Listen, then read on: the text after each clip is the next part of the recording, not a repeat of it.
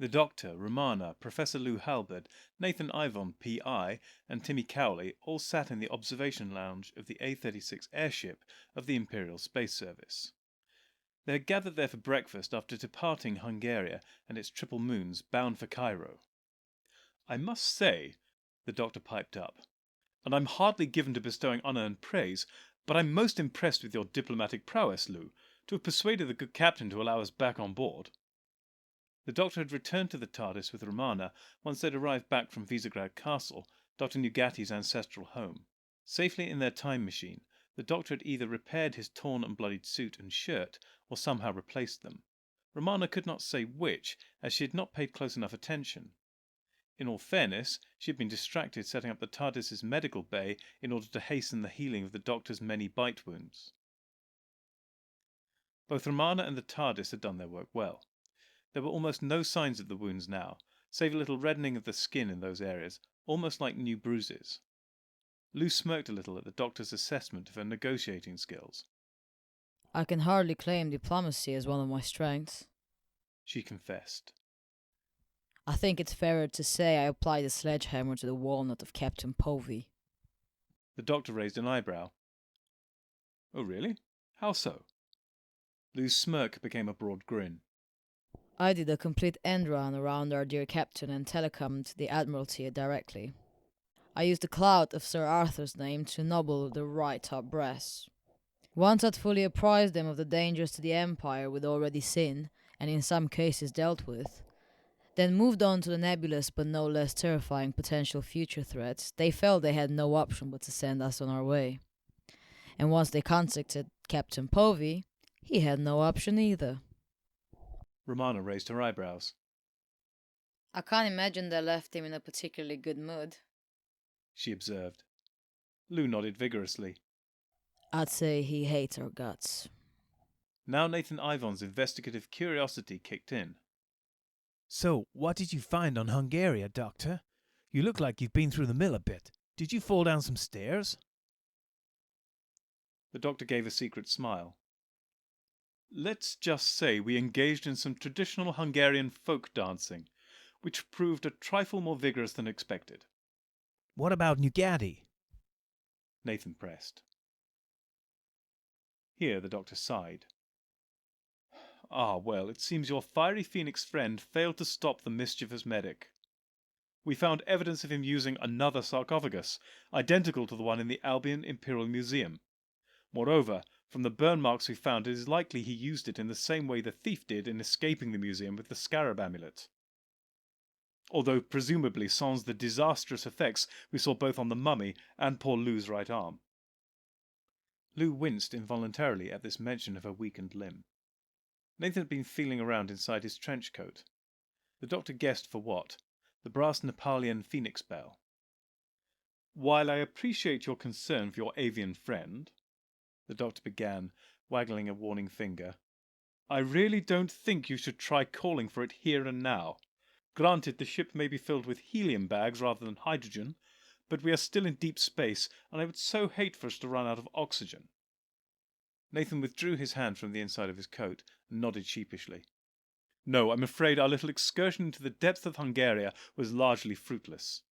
We can only hope to arrive on Cairo with time enough to prevent, well, whatever it is exactly that Nugatti is hoping to achieve. I somehow doubt it is anything particularly warm and fuzzy." Nathan looked uncomfortable, which everybody put down to concerns over the fate of the Phoenix. With everyone now aware of everyone else's business, they returned their attention to breakfast. Unfortunately, it seemed peace and quiet was not on the menu. A loud and raucous klaxon blared out twice from the tannoy system. The museum party all exchanged questioning looks, but clearly no one was any the wiser as to the cause of this alarm. Even looking out of the windows gave no clues. All was inky blackness, studded with stars. A smile crept across the doctor's countenance as he spotted a familiar face. Standing nearby, looking at least as confused as the Time Lords and their companions, was Sub-Lieutenant Leslies, the ship's steward. He was on his usual duty of passenger liaison. The doctor waved cheerfully to him, and he ambled over. Oh, I say, hello! It's so terribly thrilling to see you all on board again. I'm so glad you and the captain were able to patch things up and get back to getting on very well. Oh, yes, the doctor said, nodding vigorously. Very well indeed. But we were wondering if you could tell us what that siren was. The question appeared to throw Philip Leslies. His smile dropped, replaced by a look of embarrassment. Oh, I see. I mean, I know I really ought to know all these ship's signal thingies, but that one was a little unusual. I don't think we use it very often. I'm so terribly sorry I can't be more helpful. The doctor stood up and clapped him on the shoulder. He had long ago reached the conclusion that Philip Leslies was a potentially useful individual, at least to them. It was funny how the captain seemed to feel the complete opposite. Fear not, dear sir, the doctor said reassuringly.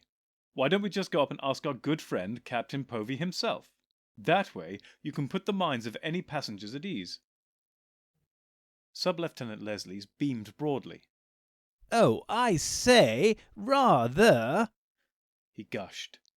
That sounds like an absolutely spiffing idea. He turned and started off towards the front of the gondola. The doctor followed a step behind. As he did so, he gesticulated wildly but silently for his companions to follow. Philip Leslies quickly reached the door to the flight deck, just past the metal steps leading to the main body of the ship. He unlocked and opened the door and passed through, not bothering to close it behind him. The doctor and the others accepted the invitation and also entered.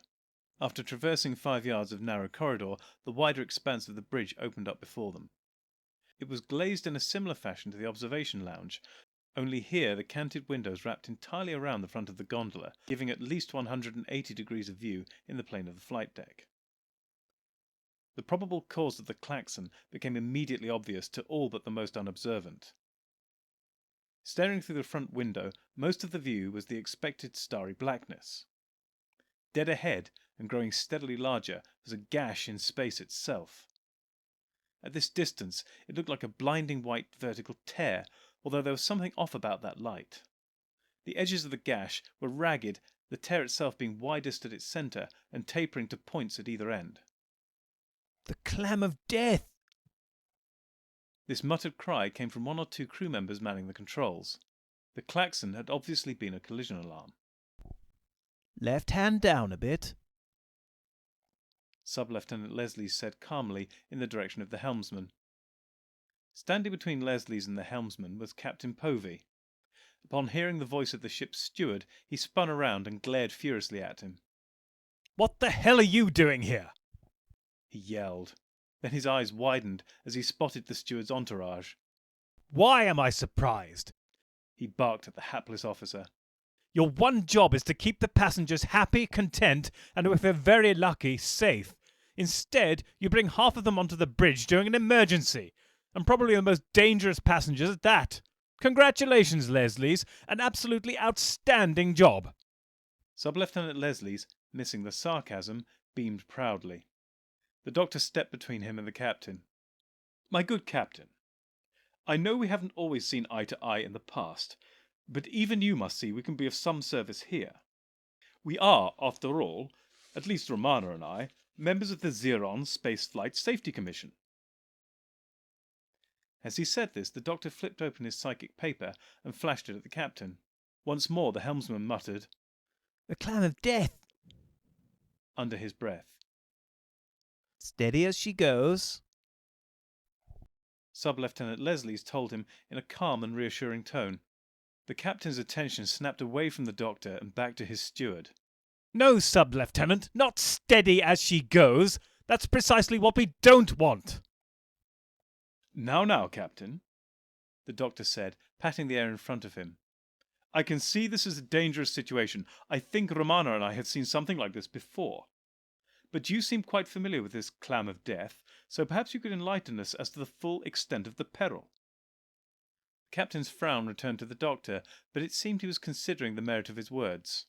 Yes, we are familiar with these things, Captain Povey began. Although I understood from conversations with alien astronauts they were a phenomenon unheard of outside Terra Cognita. I suppose they could best be described as spatial anomalies. Certainly we have limited knowledge of the physics behind them. What we do know is that they tend to draw in any ships whose courses pass through them to be lost forever.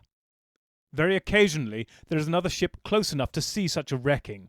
Then there are those very rare occasions when a ship has just grazed one of these clams of death. But why not simply deploy the foremost Cavari panels and repel away from it gravitationally? Romana interjected. From the looks of it, it seems quite energetic. Surely it must have quite some gravitational field. The captain shook his head. By all the laws of physics you'd have thought so, wouldn't you? Unfortunately, those things seem to defy the normal laws of our universe. The doctor frowned, almost as if they were not of our universe at all. Tell me, Captain, how were these grazing contacts with the clam achieved, and what were the results? Captain Povey looked bleak. Some of the ships were fortunate enough to have other large gravitational bodies nearby, a planet, a moon, even a large asteroid. They were able to divert their course just enough to avoid entering the anomaly completely, but unfortunately made contact with the rift, even if only for a few seconds. And the result? Romana prompted. Total insanity for the entire ship's company, The captain told her. The doctor and Romana exchanged knowing and slightly terrified glances. We know what this is. We've seen one before, the doctor informed everyone. Romana, stay here and see if you can help divert the ship, and try and dissuade people from looking out of the windows. I'll be right back. The doctor dashed from the flight deck. Romana frowned at her vanishing companion. The last she heard of him were his DM-shod feet clattering up the metal steps just outside the bridge. So, Romana said decisively, turning to Captain Povey. are there any nearby gravitational bodies we can push off from? The captain frowned at her. By now the clam of death was looming large in the window ahead of them. No longer did it look like some bright gash of light. Now it seemed to have some discernible features and qualities, too many in fact. It was as if every colour, every texture, every sensation clamoured to exist at once inside this rift in reality. Take a look for yourself, Povey suggested. We are truly in deep space. Hungaria lies directly aft, while Cairo is almost dead ahead. It certainly would be by the time we'd arrive. It seems we may miss our appointment. The mad vision of the tear in space-time now completely filled the view ahead. It must have been 100 times the width of the ship, while its height was 10 times its width. Don't look out of the windows! Romana cried desperately. This had the unfortunate effect of prompting most people to do the exact opposite. Steady as she goes, Captain Povey said with a hopeless chuckle. Just as the nose of the envelope was about to touch the boiling maelstrom of the rift itself, a different weird sight distracted everyone. A shimmering wave of semi-transparent light or energy swept past the side windows, seeming to emanate from behind the ship, or at least from further back on the ship itself. This undulating field narrowed and met in a point just in front of the nose of the ship. And not a moment too soon. The mysterious field appeared to dull the nightmare image inside the clam of death, but did nothing to slow the progress of the ship. The A-36 slipped through the hole in space-time and was entirely swallowed by the bulk. The insane chaos of sensory stimuli still existed beyond the windows of the bridge. Indeed, it was all that existed there. Although dulled by the strange shimmering field, its effects were almost impossible to bear. Sub-Lieutenant Leslie doubled over and threw up behind a chair. I said don't look out of the windows. Romana snapped, attempting to follow her own advice. A double klaxon sounded, the collision alarm. Clearly someone else had not been following her advice. The helmsman, terrified and queasy-looking, had sounded the alarm. The doctor reappeared and joined the others, looking out painfully dead ahead. It's a ship or a space station, Captain Povey exclaimed. Outside of space and time. Romana noted. The doctor frowned, as perplexed as she. It certainly looks that way, he agreed. The question is, was it drawn in from somewhere in our universe, or indeed any other universe, by accident? Or, even more intriguing, was it placed here by design? Romana nodded. Well, whether by accident or design, it does seem the collision alarm was unnecessary. Something has arrested our forward momentum and we appear to be holding fixed relative positions. I'd guess 300 or 400 yards off the bow, assuming such measures have any meaning here, she observed. The doctor nodded. At least it gives us something to look at besides the sickening sea of chaos, he said, waggling a significant eyebrow at Romana. She, in turn, rolled her eyes. Captain Povey frowned at their pointless chit-chat. It's a damn shame we can't get aboard, he snapped. If they were here by design, they might have a means of leaving this damn place. The doctor and Romana were surprised by the captain's perspicacity. You know, you might have something there, the doctor told him. We'll be right back. With these final words, the doctor tugged Romana's arm and they started towards the bridge exit. The doctor paused and looked back over his shoulder. Oh, and don't go anywhere, he added with a grin. The Time Lords caught an exasperated "Pah!" from the captain as they left. They mounted the stairs to the main envelope of the airship, where the helium bags for easy atmospheric travel, cargo and supplies were stored. Here a central gangway ran the length of the ship from prow to stern. The absence of windows made it far more pleasant than the bridge. Do you think we should have told everyone to come up here? Romana asked as the doctor led them towards the middle of the ship. Oh, I'm sure they'll think of it eventually, if it's necessary, he said dismissively.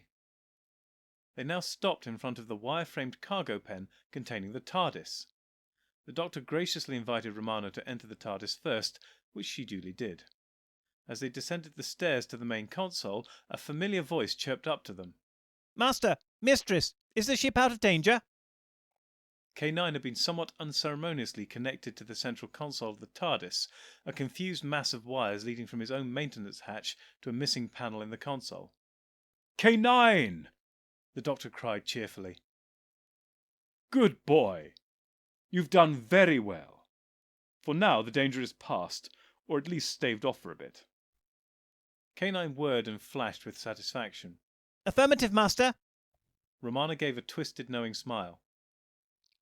You used K9 and the FDSS, the four-dimensional stress set, to extend the TARDIS' own space-time manipulation field around the A36, didn't you? The doctor inclined his head. Guilty as charged, he admitted cheerfully. The TARDIS may not be able to travel in space and time right now, at least not within the bulk-infested Upsilon Orionis system, but its fields still function and can still protect the TARDIS, and by extension, the Albion vessel too. Of course, although we are no longer in the Upsilon Orionis system, the situation has hardly improved in terms of bulk disruption to the TARDIS, unfortunately. No surprise there. Romana agreed. Then she frowned as a thought struck her. And yet, I feel you do intend for us to go somewhere, yes? The doctor nodded. I have an idea. Let me know what you think. Always happy to oblige there, Romana noted. The doctor chuckled. Of course. Now this old Type 40 cannot do a site-to-site space-time transport, unlike your more modern personal TARDIS you left at home. Romana nodded. Yes, it would require a fair bit of extra kit installing for this whole thing to manage that. You are thinking of boarding the space station, or whatever that thing out there is. Exactly. Limited as my old girl may be, she can quite happily transport things around inside herself with ease. Hat stands, showers, classic cars, etc. Romana cautiously agreed. True. But the space station is not inside the TARDIS. The doctor grinned. Not yet, he corrected confidently. Now he turned to K9. K9, can you extend the field around both the TARDIS and the A36 to include the body lying directly ahead of the Albion vessel? K9 whirred and chattered as he cogitated on the problem. Negative, Master. The power of the TARDIS, even with that of myself and the FDSS included, is insufficient to surround such a volume. The Doctor stuffed his hands into his pockets. Bother. There must be a way around this, to increase the power. Romana looked thoughtful. Or perhaps reduce the problem. A look of realization passed over the Doctor's features. Of course, Romana. That's actually quite brilliant. Romana did her best impression of the Doctor trying to be modest. Ah, well, you know, I have my moments. The Doctor grinned, shaking his head. K9, can you extend the field, but only in the forward direction, without increasing the width or even the length to the rear? Perhaps only enough to intersect with part of the space station ahead. K9 whirred again. Affirmative, Master. This task lies within the power limitations. The Doctor nodded and flashed Romana an appreciative smile. Excellent, K9. Then do so at once. K9 began more noisy, flashy thinking. The central column of the TARDIS had been slowly rising and falling since the Time Lords had entered. Unusual when not in flight, but an indication of the effort required to maintain their protective filter. Now the rate of rise and fall increased, as did the pitch of the engine notes. All adjustments completed, Master, Mistress. Field corridor now intersecting a small portion of the interior of the unknown object. K9 reported briskly. So, shall we take a trip to see who or what is inside that station? The Doctor asked Romana. Romana raised an eyebrow. And what if it's just a vacuum? Or poison gas? Or a piranha tank? Then it will be a very short trip. The Doctor responded with a wink. Romana rolled her eyes. Helpful as always. But also, how will we get back from the space station if we need to? I assume K9 can bring us back? Affirmative, Mistress. K9 piped up. As long as you tell me to. Romana frowned at the Doctor. Any ideas how you might achieve that? The Doctor pondered the problem. Finally, he withdrew his sonic screwdriver and made an adjustment to it. He then chirped it once in the direction of the robot dog. K9, if I chirp like that within the confines of the protective field, will you be able to detect it? He asked his metal companion. Affirmative, affirmative, affirmative. K9 gabbled excitedly. As long as you are somewhere within the field, I shall detect the vibrations. That's settled then. If you detect 3 chirps in succession like that, transport us back here immediately. Master? K9 confirmed. The Doctor gave a funny little smile. Then, K9, 2 to beam down. Romana narrowed her eyes at the Doctor as together they began to fade in and out of existence. The Doctor and Romana stood in the centre of perhaps the most implausible thing you could find adrift inside the 11-dimensional bulk of all existence. It looked like a tatty down-at-heel square somewhere in London. There was even an utterly convincing grey sky overhead. The few vehicles they could see from where they were standing suggested it belonged to a period from the last decade of the 20th century to the earliest ones of the 21st. As well as a large Victorian railway bridge, in keeping with the residential architecture of most of the square, there was a pub and a church. From the church tower came a peal of bells in C major, rising one note at a time until it reached A, before dropping back to a final F note. This pattern was repeated ad nauseam. Attached to a railing which enclosed the centre of the square was a street sign. It read in raised letters, Albert Square. The 2 Time Lords looked around them, Romana puzzled, the Doctor increasingly disturbed. Finally the Doctor's disquiet found voice. This just isn't right, Romana, he said in exasperation. None of this is real. We're on an artificial station embedded in the multidimensional bulk, Romana said wearily. Of course it isn't real. The Doctor shook his head impatiently. That's not what I mean. I know this place and time very well indeed. I know the area around here and I know the people. Someone has gone to a great deal of trouble to get the setting exactly right. You can actually smell the faint odour of stale rats' droppings rising from the air bricks in the wall here. It's spot on, Picture perfect. Romana frowned. Then what's the problem?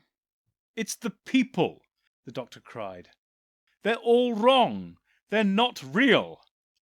As Romana gazed about them, there did seem an awful lot of people dotted around the square. Many seemed to be in pairs, but Romana still could not identify the problem. It all looks like perfectly normal human activity to me. I won't count this against you, by the way. We still haven't actually seen a human in the Epsilon Rhinus system, since we're not actually in that system right now. The doctor looked both flustered and annoyed. Well, thank you, but it was not the mere presence of humans which caused me concern. It was their unnatural distribution. What on earth do you mean? Romana was serious, but could not resist the slight dig. There are too many different people and pairings here, too many different origins and preferences. It just flies in the face of probability and statistics. It is not representative of London. Go on, Romana said, becoming curious. The doctor threw up his hands impatiently, then pointed to a nearby couple.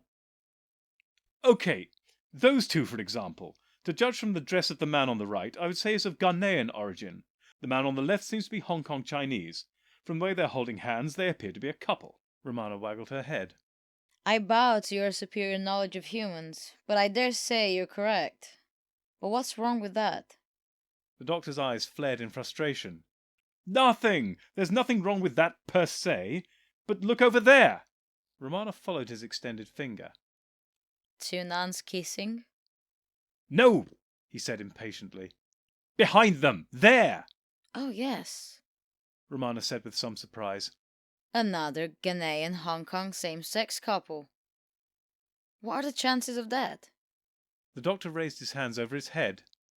Exactly my point. The chances are very low indeed. But the same thing can be said of the entire distribution of these inhabitants of Albert Square.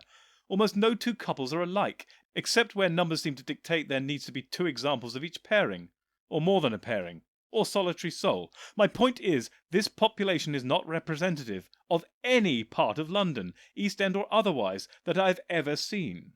Romana tutted at the doctor. Oh, come on, Doctor. London is very diverse. Anyone and everyone comes to cities like this. The doctor wagged his finger at Romana. Yes, London is multicultural and extremely diverse, and yet birds of a feather still tend to flock together.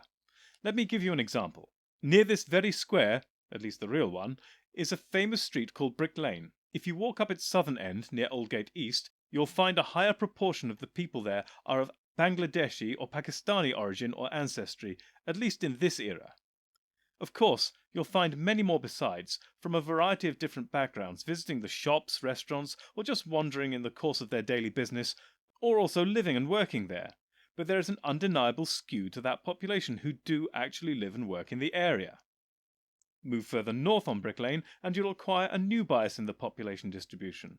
People in strange, outlandish costumes and headgear, often muttering to themselves or bobbing their heads in strange fashions, replete with abundant and carefully coiffured facial hair.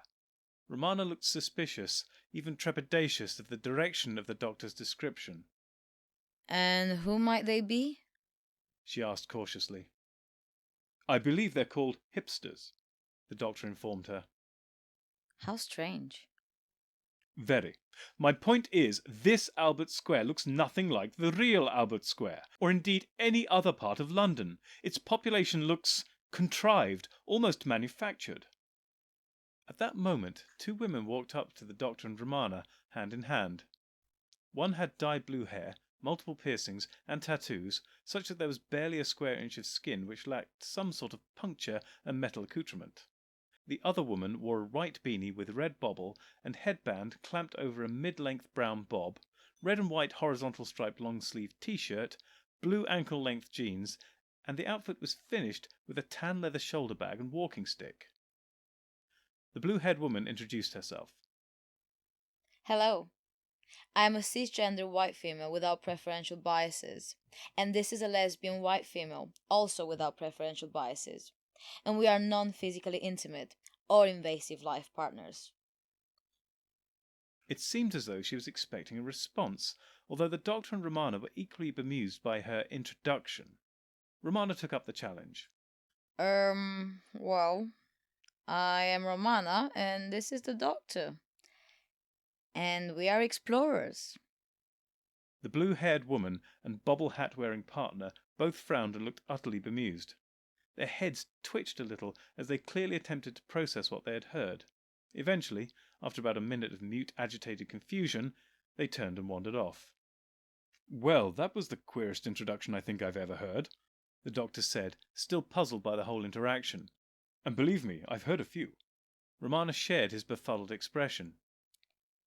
They did seem inordinately obsessed with bodily functions. It was almost as if they were defined by them. "Looking at the pairings around us," the Doctor said, doing just that, "it seems they may not be the only ones. I have a suspicion." As he said this, he pulled out the sonic screwdriver. He activated the scanning function. Nearby, an imam was nibbling the ear of a rabbi. As soon as the scan began, they both began to wobble, body, clothes, everything. The Doctor stopped the scan, and they instantly stabilized and returned to their previous behavior. "As I thought," the Doctor proclaimed. "They are not humans at all. They are programmable matter, or gangers. I would say they've not even had genuine human personalities uploaded to them. More relatively crude and simplistic characters created through old-fashioned coding. Artificial intelligence, if you will." Romana nodded slowly. Then she began to sing. And they were plastic men and plastic cats and dogs. The Doctor looked at her in surprise. "I had no idea you were so knowledgeable about Earth music." Romana gave him a cheeky smile. You're not the only person ever to set foot on the planet, you know. You certainly dragged me there enough times. "Fair enough," the Doctor conceded. Anyway, programmable matter would explain quite a lot, I suppose. Although why create such bizarre non-lifelike artificial personalities? Why are they here? Not a single real person amongst them. The Doctor smiled and tapped Romana on the shoulder, pointing. "Oh, I think there might be one," he said archly. Just beyond the necking nuns, leaning casually against the wall under the railway bridge, was an archetypal Catholic priest. Black suit, shoes and socks, white shirt, and of course dog collar. He also had white hair, prematurely to judge from his face, which seemed to be of a man in his mid-40s to early 50s. His eyebrows were thick and of a deep brown. He was smoking a cigarette and regarding all around him with a relaxed air, as if simply enjoying the sights. Him? Romana asked. He doesn't look all that unusual or special. The Doctor chuckled. "Well, in a way, that's kind of my point. But more importantly, can't you smell him?" Romana frowned. Then her eyes widened in shock. The shock quickly shifted to utter outrage. She began to march across the square, forcing the Doctor to trot a couple of steps to catch up. As they reached the priest, the Doctor began saying, "Now, Romana." Before he could finish, Romana had landed a well-placed right hook to the man's jaw, sending him sprawling to the floor. Monster! She yelled down at the dazed priest. "Romana!" the Doctor shouted disapprovingly as he reached down to offer the man a hand up. "Not every Time Lord in the bulk is an inexplicably gender-swapped Rani." He then looked around for a second. "Although that might be somewhat in keeping with the surroundings," he conceded. Romana looked angry and confused as the Doctor helped the priest to his feet. But he's a Time Lord. I know he is. I sensed it. "I went through a phase of hitting villains myself once," the Doctor said sympathetically. "In this very body, in fact, or the identical previous one, you know what I mean. We all make mistakes." Then who is this? "Romana, allow me to introduce the Time Meddler." "Delighted to meet you, to be sure," the Time Meddler said in a rough approximation to an Irish brogue, extending a hand. Romana took it uncertainly and shook it. The Time Meddler. Romana echoed. I've never heard that name before. Who is he? And what is he, a Time Lord, doing here inside the book? "I'm a devotee of Earth's history," the Time Meddler replied, "and I'm just conducting a harmless little simulation here, just trying to make the perfect society." The Doctor chuckled. Yes, well, I won't deny the Time Meddler might have some very good intentions, at least on some level, but you know the path they tend to pave. Please explain. Romana requested. Well, the first time we met was a very long time ago, another age, and I was a much, much younger Time Lord. I prevented him from blowing up the fleet of Harold Hardrada, and thereby changing the entire history of the world. Improving the entire history of the world, the Time Meddler corrected. The Doctor frowned at him. Had I not prevented this, with the aid of my companions, not only would history have been radically altered, time itself possibly irreparably damaged. He would have killed hundreds, if not thousands, of people in his attack. Don't let his smiles and charm fool you. He is but a hair's breadth from a mass murderer. The Time Meddler tutted, shaking his head.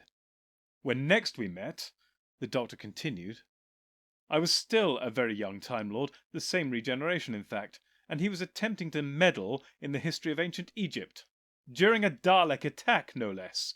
Needless to say, left unchecked, he could have caused equally deadly havoc. Romana could not help but smile a little. It's certainly unusual to find someone even more obsessed with Earth than you, she said mischievously. The Doctor waved the comment aside impatiently. Now, Time Meddler, what exactly are you doing here, with your simulation and the bulk? He spread his hands wide, smiling.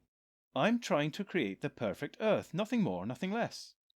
This space station is my dry run, before I drop in on Earth proper in this period and start some social engineering for real.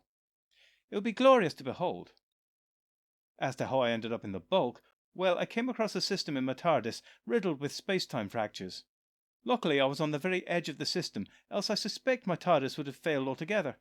Slowly, over time, I was able to fashion a local space-time stabilizer circuit, which allowed me to travel through this choppy space-time region. Then I discovered the rifts regularly appearing to the bulk. It took many years, but eventually I was able to construct a screen, much like yours, which blocked out the worst and most maddening elements of that realm.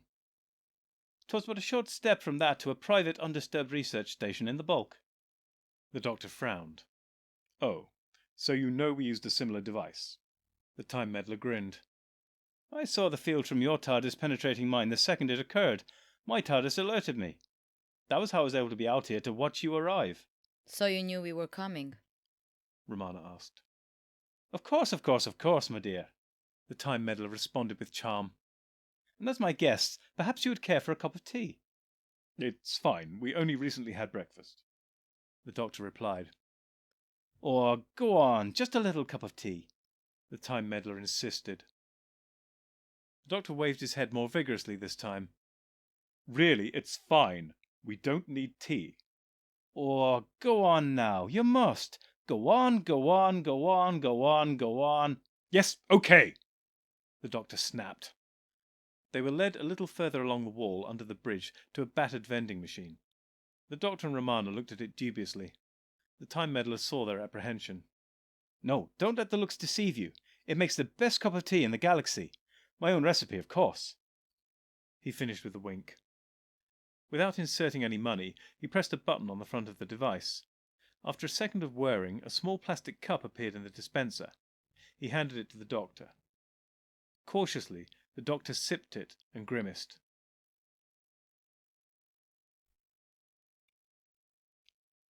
Quite remarkable, he said, his face contorted by the flavour.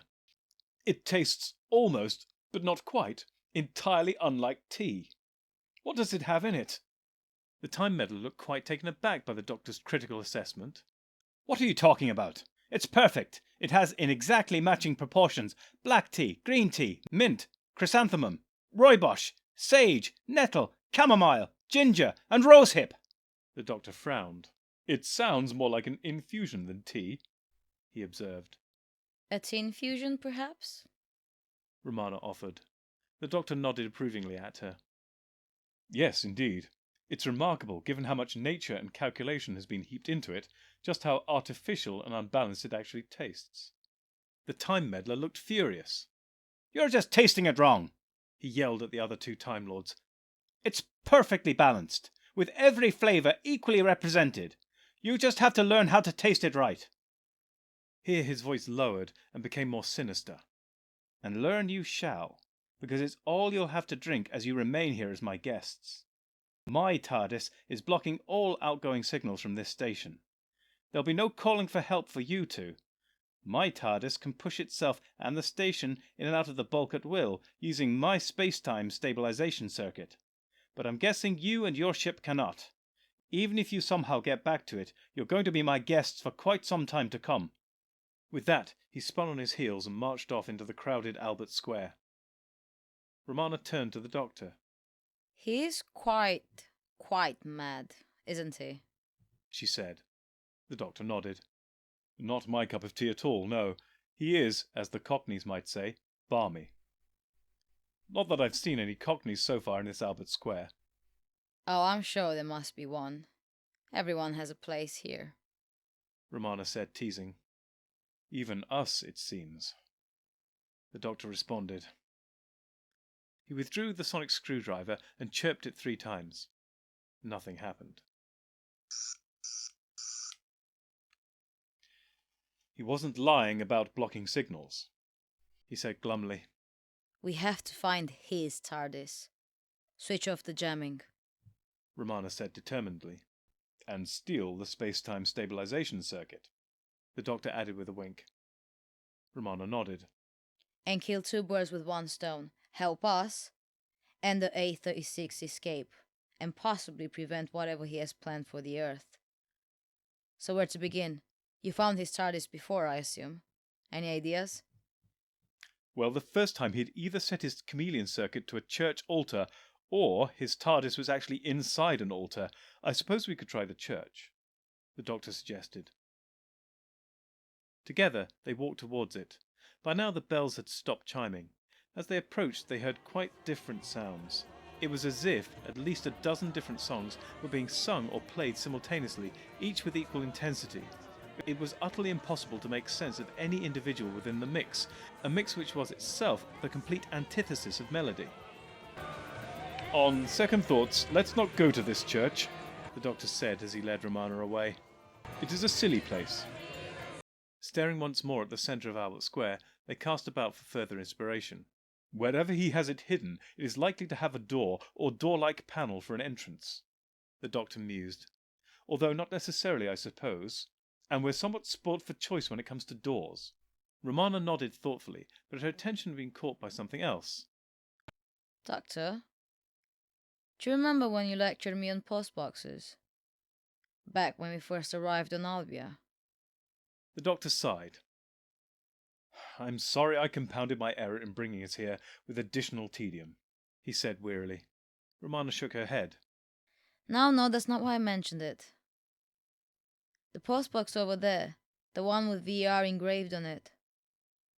Does it look right to you? The Doctor gave it a cursory examination. Victoria Regina, he said matter-of-factly. Right age, right position, exactly as it should be if we were in the real Albert Square. Romana nodded. Okay. But shouldn't there be somewhere to put the letters through?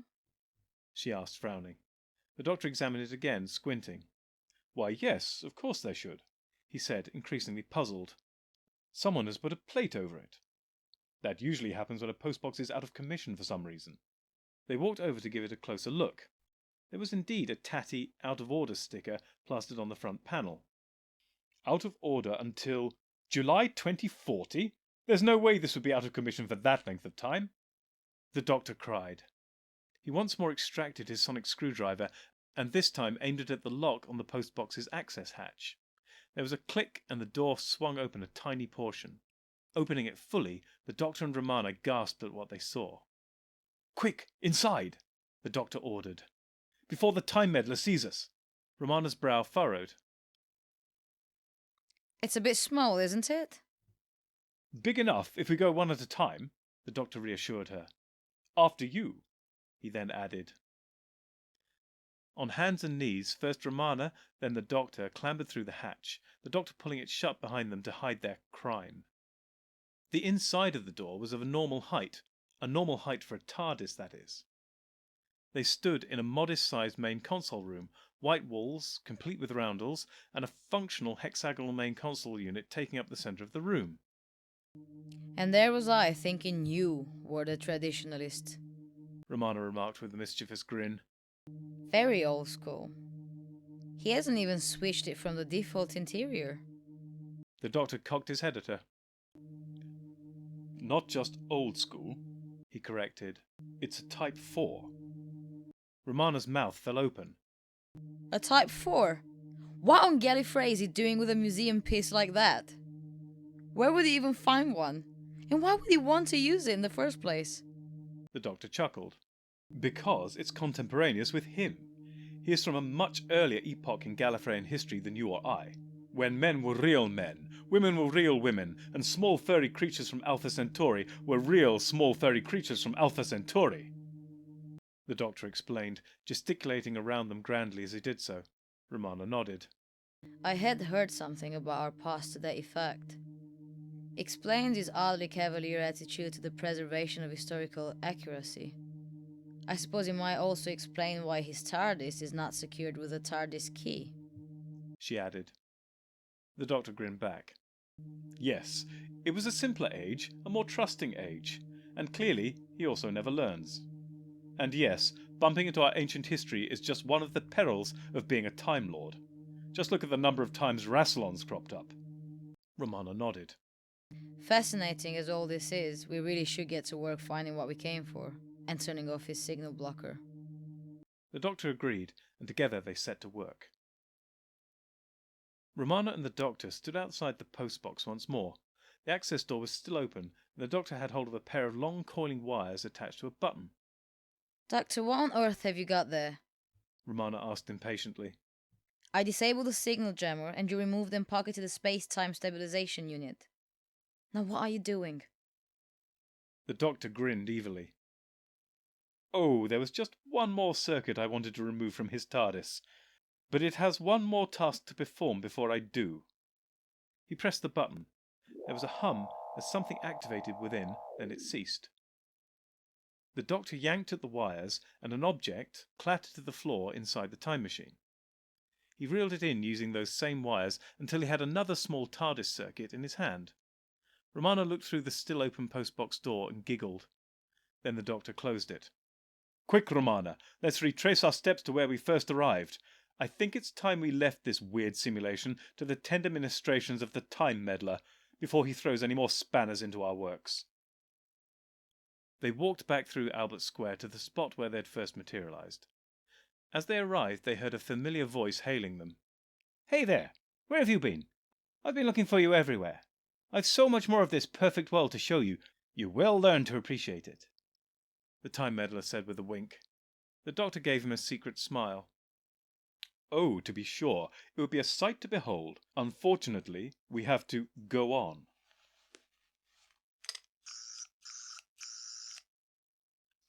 With these final words, the doctor pulled out his sonic screwdriver and gave 3 swift chirps. Almost immediately, the sounds of dematerialization could be heard, and the doctor and Romana began to fade in and out. The Time Meddler's eyes widened in horror as he realized where they must have been. If he had any final words for them, they were gone before he ever had the chance to utter them. Now back in their own main console room, Romana and the doctor instantly busied themselves installing the space-time stabilization circuit, while K9 did his best to get out of the way. I think I can return us to the Upsilon Orionis system through the space-time rift, but also maintain our previous direction and momentum, since they were attributes of our universe which we owned before entering the bulk. Romana inclined her head and opened one hand, inviting him to proceed. To anyone watching the Clam of Death from inside the Upsilon Orionis star system, the sight would have seemed oddly unremarkable. As the A-36 airship entered the rift from one side, it exited from the other at exactly the same moment. From this universe's point of view, the spaceship had spent no time at all anywhere else, and had passed straight through the rift from one side to the other. Obviously, those on board had experienced a few hours inside the bulk, but fortunately with no lasting ill effects, beyond the odd upset stomach. As the Doctor and Romana watched the space-time rift recede on the TARDIS's scanners, the Doctor leaned towards his companion. You realize with the space-time stabilization circuit, we don't actually have to stay here anymore. We could go anywhere you like, he suggested. Romana shook her head and slapped him lightly on the shoulder with the back of her hand. However, she could not entirely suppress a smile. While that's very generous of you, I rather think we should see this through. I mean, perhaps the rest of the universe might survive the complete disintegration of the Absoline Orionis system. Then again, perhaps he might not. And even if he could survive, it seems a shame to leave our New Albion and Hungarian friends to potential oblivion. No, I think we're in this to the bitter end. The doctor nodded sagely in agreement. The A-36 continued its graceful passage onwards toward the planet of Cairo. While most of the inhabitants of Albert Square continued their merry, social dance, one individual was on a mission.